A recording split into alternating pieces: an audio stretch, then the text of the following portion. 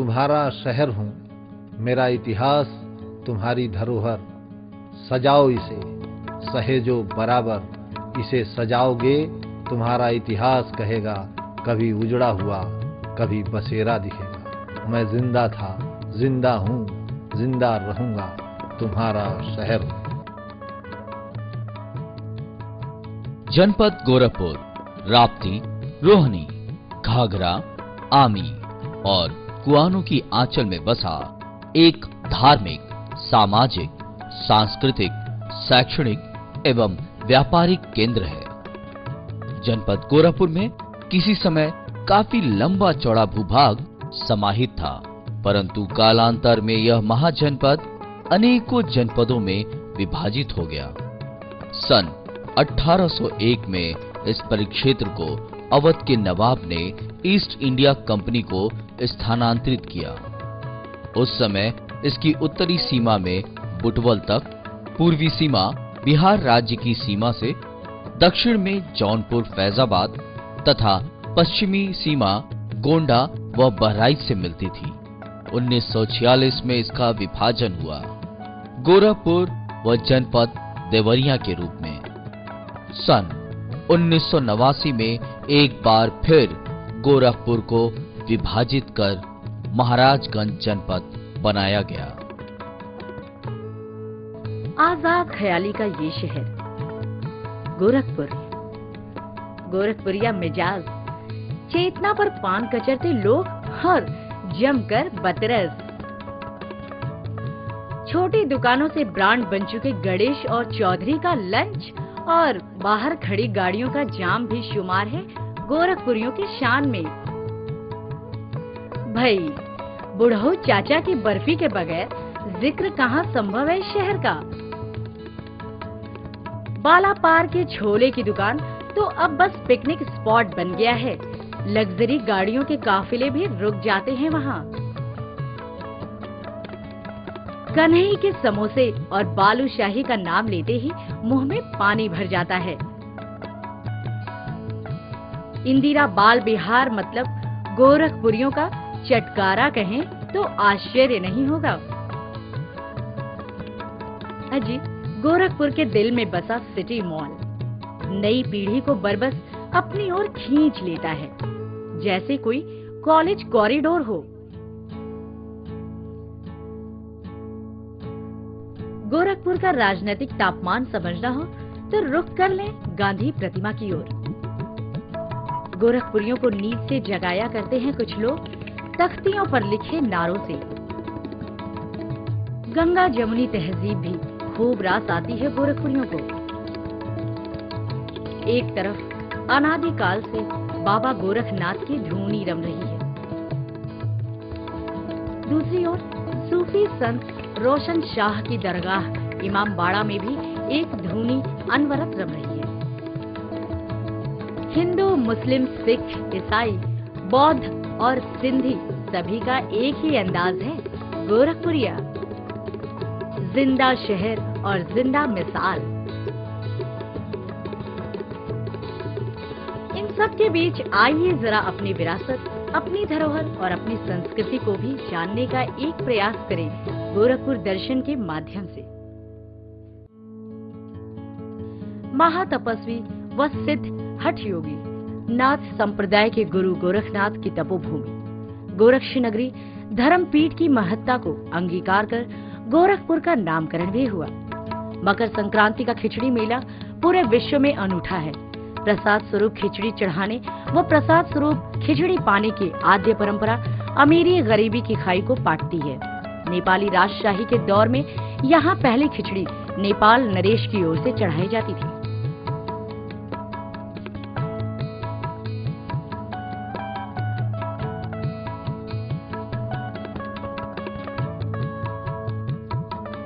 गोरखपुर की पहचान का प्रमुख स्तंभ गीता प्रेस, विश्व में धार्मिक पुस्तकों के प्रकाशन की सबसे बड़ी संस्था।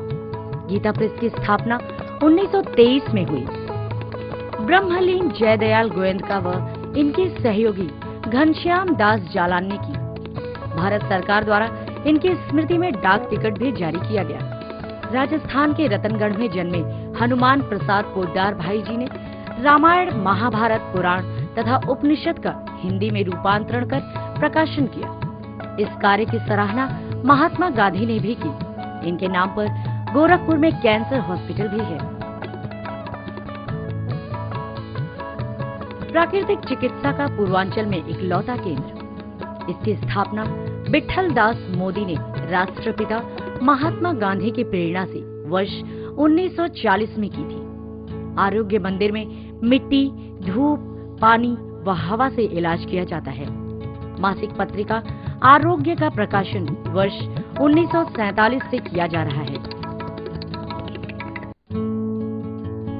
महान सूफी संत हजरत रोशन अली शाह की फकीरी और गंगा जमुनी संस्कृति का बेमिसाल स्थल, करीब 213 साल पुराने इस इमामबाड़ा की धुनी आज भी अवध के नवाब आशफुद्दौला के नतमस्तक होने का गवाह है। इसी धुनी में सूफी संत ने नवाब का दिया हुआ दुशाला फेंक दिया था और जब नवाब ने नाराजगी जाहिर की तो अपने चिमटे से कई नए दुशाले इसी धुनी से निकाले। ऐतिहासिक इमामबाड़ा मुगल कालीन वास्तुकला का बेजोड़ नमूना माना जाता है। यहाँ मुहर्रम में सोने चांदी के ताजिए को देखने लोग दूर दूर से आते हैं। अब तुमसे रुखसत होता है, आओ संभालो साजे गजल, नए तराने छेड़ो, मेरे नगमों को नींद आती है। लगभग 300 साल पुराना इतिहास समेटे बसंतपुर सराय वर्तमान में भले खंडहर हो, लेकिन इसके आगोश में सिमटी है रोमानियत, नजाकत और मौसीकी की दास्तान।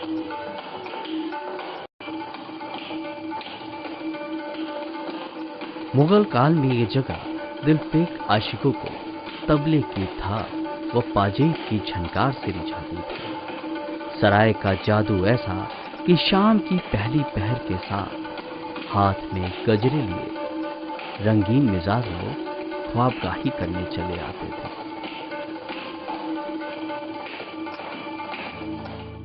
सेंट एंड्रयूज कॉलेज 1826 में स्थापित ईसाई समुदाय का यह उपासना स्थल शैक्षिक जागरण का स्तंभ बना।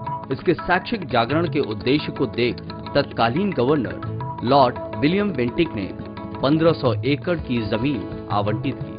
गोथिक शैली में बना इस चर्च की स्थापत्य कला बेमिसाल है। पहले इसे पूर्वांचल का ऑक्सफोर्ड भी कहा जाता था।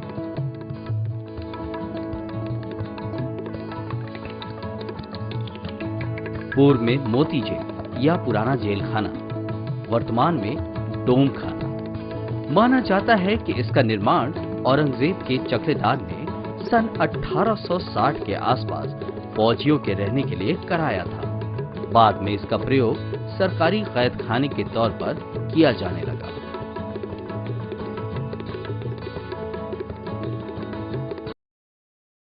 ईसाई धर्म के पूर्वांचल में प्रवेश का सशक्त गवाह सन 1829 में निर्मित बशारतपुर चर्च। गोरखपुर के तत्कालीन आयुक्त रॉबर्ट एम बर्ट के अनुरोध पर church missionary reverend M Wilkinson lord Williams ने 2000 बीघा से अधिक जमीन ईसाई प्रतिष्ठान को अनुदान में दिलाई।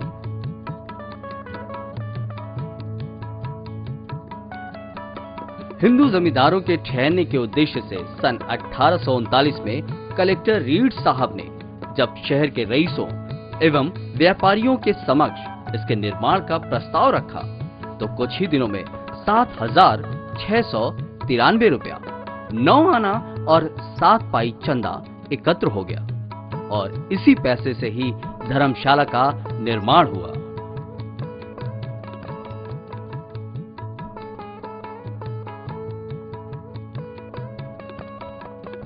सूर्य कुंड को अपनी प्राचीनता और कलात्मकता से महत्वपूर्ण स्थान प्राप्त है। इस कुंड में अनेकों भगवान की मूर्तियां तथा सतियों के पिंड हैं। यहाँ दीव दीपावली के दिन हजारों दीपों से सजे कुंड का मनोरम दृश्य देखते ही बनता है। यह मान्यता है कि त्रेता युग में भगवान श्री राम ने राज्यारोहण के दौरान तत्कालीन कारुपथ नाम के इस जगह की रमणीयता से प्रभावित होकर अयोध्या और मिथिला की सीमा रेखा पर बसे इस स्थल पर विश्राम किया था।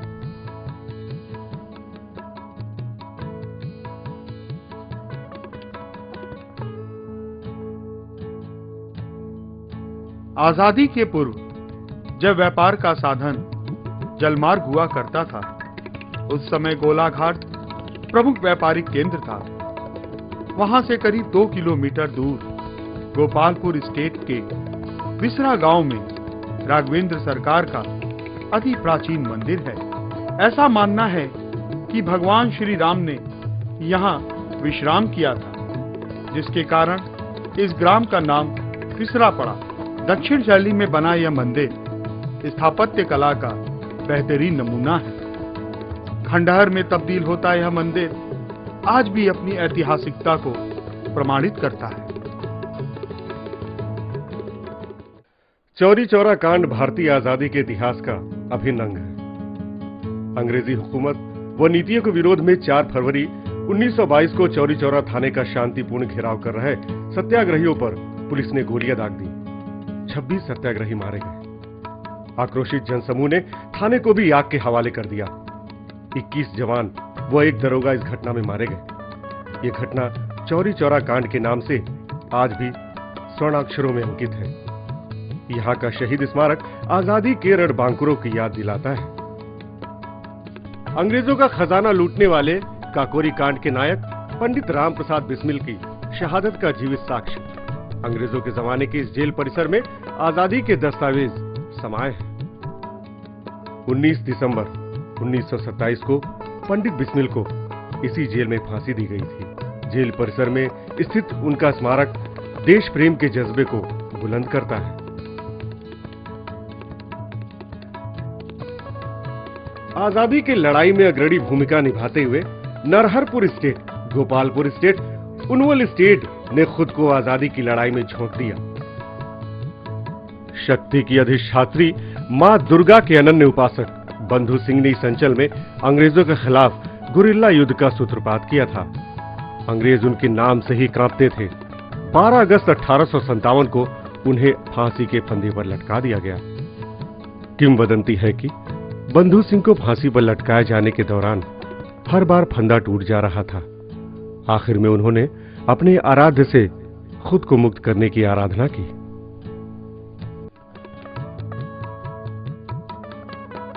कुसमी जंगल स्थित बुढ़िया माई का मंदिर कभी थारुओं का आशियाना था, जहां वे पिंड स्थापित कर वन देवी की पूजा अर्चना करते थे। मान्यता है कि यह मंदिर 250 साल पुराना है। नवरात्रि में यहाँ भक्तों का रेला लगा रहता है।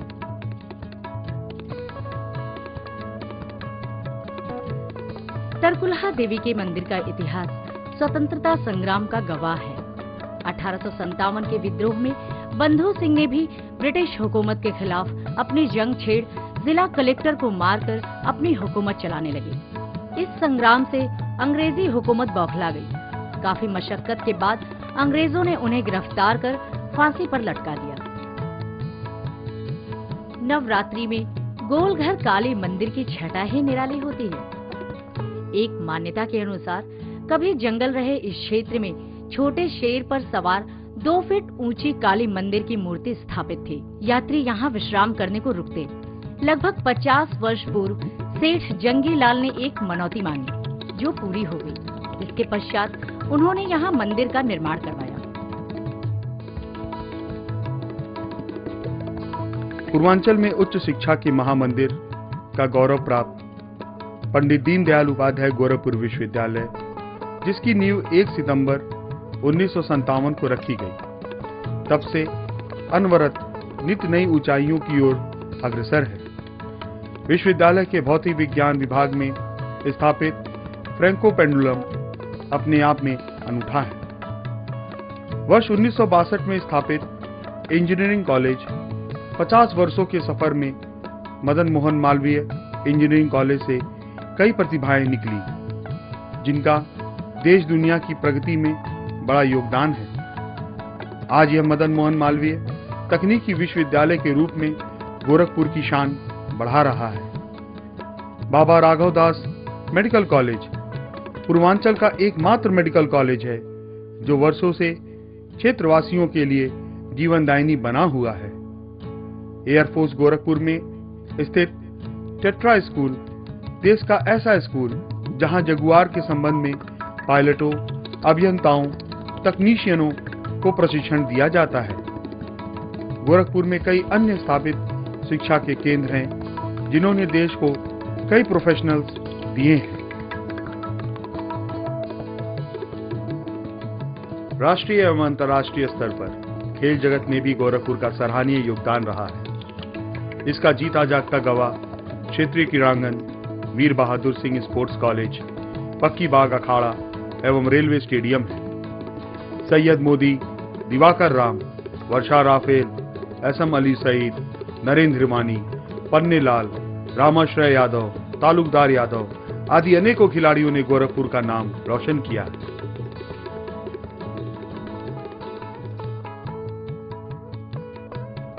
बहुत पहले से उन कदमों की आहट जान लेते हैं, तुझे ए जिंदगी हम दूर से पहचान लेते हैं। गोला ब्लॉक के बनवार गांव में 1896 में उर्दू शायरी की इस महान शख्सियत रघुपति सहाय और फिराक गोरखपुरी का जन्म हुआ। Gorakhpur commission school, saint Andrews high school, Muir college Allahabad के गुजर से फिराक ने उन बुलंदियों को छुआ जिनकी लोग कल्पना भी नहीं कर सकते। फिराक ने कहा था, आने वाली नस्लें तुम पर रश्क करेंगी हम हसरो, जब ये ख्याल आएगा उनको कि तुमने फिराक को देखा था।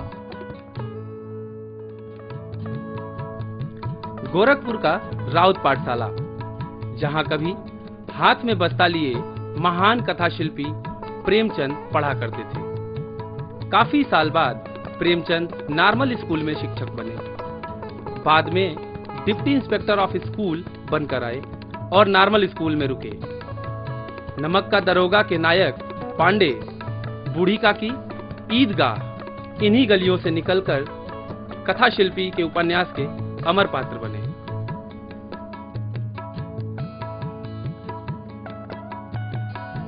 हस्तशिल्प की जब भी चर्चा होगी, गोरखपुर का टेराकोटा हमेशा प्रथम पंक्ति में रहेगा। टेराकोटा समूचे विश्व में शिल्प कला की ऐसी विधा है जो औरंगाबाद गांव में जन्मी। इस गांव में तेजी से घूमता चाक और मिट्टी में आकार लेती कल्पनाशीलता हर तरफ दिखती है। लगभग 125 परिवार वाले इस गांव ने राष्ट्रीय अंतर्राष्ट्रीय फलक पर गोरखपुर को पहचान दिलाई है। इस गांव के कई शिल्पी माननीय राष्ट्रपति, प्रधानमंत्री के हाथों सम्मानित हो चुके हैं। मुगल शासनकाल हो या अंग्रेजी हुकूमत या फिर आजाद भारत, हर दौर में गोरखपुर एक नक्षत्र की तरह चमकता रहा। कृषि प्रधान क्षेत्र में हैंडलूम की अपनी ही गाथा है। अकबरनामा में यहाँ के विकसित हैंडलूम उद्योग का जिक्र मिलता है।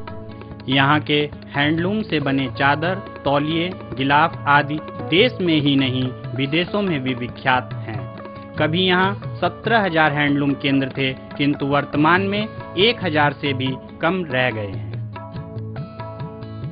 गोरखपुर औद्योगिक विकास प्राधिकरण धीरे धीरे नोएडा के तर्ज पर विकास करता जा रहा है। गीडा में करीब 200 कंपनियों के नाम जमीन आवंटित हुआ है और निरंतर ये फैक्ट्रियां स्थापित हो रही हैं, जो कि युवाओं को रोजगार के अवसर उपलब्ध करा रही हैं। Steel, textile, process house, spinning mill, footwear, biscuit, bakery आज शान से चल रहे हैं। सरदार नगर डिस्टिलरी और चौरी चौरा का चमड़ा व्यवसाय वर्षों से अपनी सेवाएं दे रहा है। असुरन चौक के कुछ ही दूरी पर स्थित है गीता वाटिका मंदिर। यह विश्व विख्यात मंदिर राधा कृष्ण जी की मूर्ति से सुसज्जित है। सांप्रदायिक सौहार्द का जीता जागता मिसाल है गोरखपुर, जहां मुबारक खां शहीद नक्को बाबा की मजार पर सजदे करते दिख जाएंगे लोग।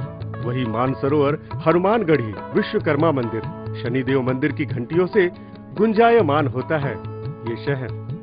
सिंधी समाज के आस्था का पवित्र स्थल है झूलेलाल मंदिर। झूलेलाल महोत्सव के दौरान यहाँ की सजावट एवं झांकी गोरखपुर की शान बढ़ाती है। वहीं गुरु नानक जयंती या गुरु गोविंद सिंह जयंती पर सिख समुदाय की आकर्षक झांकी और शबद कीर्तन सबका मन मोह लेती है। गोरखपुर में तैनात 11वीं वाहिनी राष्ट्रीय आपदा मोचन बल NDRF जिला आपदा प्रबंध प्राधिकरण, पहला कदम एवं अन्य संस्थाओं के साथ समन्वय स्थापित करते हुए पूर्वांचल के 16 जिलों में आपदा से बचाव में अपना योगदान दे रहा है। वहीं विश्व के सबसे लंबे प्लेटफॉर्म वाला पूर्वोत्तर रेलवे का हेडक्वार्टर गोरखपुर तथा राष्ट्रीय सुरक्षा में अपना योगदान देता एयरफोर्स एवं गोरखा रेजिमेंट भारत की शान बढ़ा रहे हैं। समय के साथ कंधे से कंधा मिलाकर प्रगति के पथ पर निरंतर अग्रसर गोरखपुर एक केंद्र बिंदु के रूप में नित नए प्रतिमान स्थापित करता जा रहा है। भागम भाग भरी जिंदगी में भी कुछ वक्त निकाल लेना जानते हैं गोरखपुरिया। कभी विनोद वन तो कभी रामगढ़ ताल का आनंद उठाते दिख जाते हैं यहाँ के लोग। एस्ट्रोनॉमी में रुचि रखने वाले नक्षत्रशाला का रुख कर लेते हैं तो कभी तपती गर्मी में वाटर पार्क का लुत्फ उठाने पहुँच जाते हैं गोरखपुरिया। कुछ पहुँचते हैं बौद्ध संग्रहालय अपनी प्राचीनता को समझने के लिए। गोरखपुर का रेल म्यूजियम तो मानो बच्चों का डिज्नी वर्ल्ड हो। यहाँ के पुराने रेल का इंजन उत्सुकता का विषय है। जीवन का अंतिम सत्य मुक्ति पथ। घाघरा के पावन तट पर बना मुक्ति पथ लोगों के अथक प्रयास का नतीजा है। अप्रतिम सौंदर्य लिए यह स्थान आकर्षण का केंद्र बना हुआ है। कहते हैं यहाँ अंत्येष्टि होने पर स्वर्ग की प्राप्ति होती है।